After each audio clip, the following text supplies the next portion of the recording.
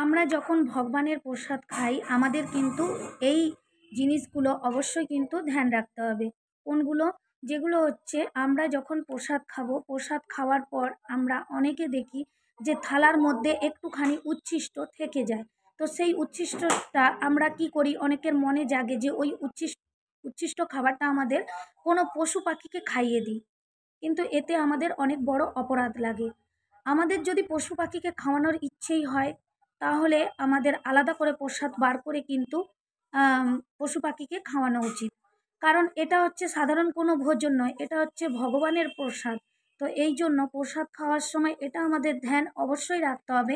আমাদের যতটা প্রসাদ নিলে পেট ভরবে, আমরা ততটাই প্রসাদ পাবো এবং প্লেট পরিষ্কার করে আমরা প্রসাদ পাবো।